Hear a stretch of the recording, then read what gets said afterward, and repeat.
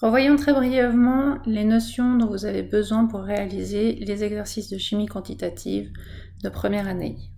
Première notion, une mole contient 6,022 x 10 puissance 23 entités.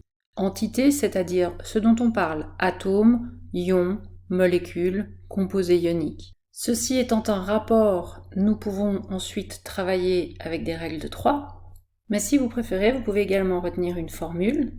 6,022 x 10 puissance 23 se nomme nombre d'Avogadro. Il s'exprime en entité pour une mole, donc entité par mole, et en conséquence exprime le rapport entre le nombre d'entités et le nombre de moles.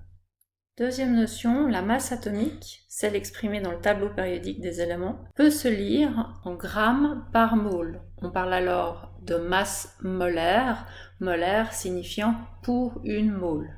On pourra également faire des règles de 3 en posant la masse atomique en grammes pour une mole et en cherchant donc à respecter cette proportionnalité. Ou alors on pourra à nouveau utiliser une formule. La masse atomique étant exprimée en grammes par mole, elle représente le rapport de la masse exprimée en grammes pour un certain nombre de moles. Petit rappel à propos de la masse molaire, on a parlé juste en haut de la masse atomique qui se trouve directement dans le tableau périodique des éléments. Et bien entendu que si on a affaire à un ion complexe, à une molécule, à un composé ionique, c'est-à-dire à une association d'atomes, eh bien on va simplement additionner les masses des atomes qui constituent notre entité.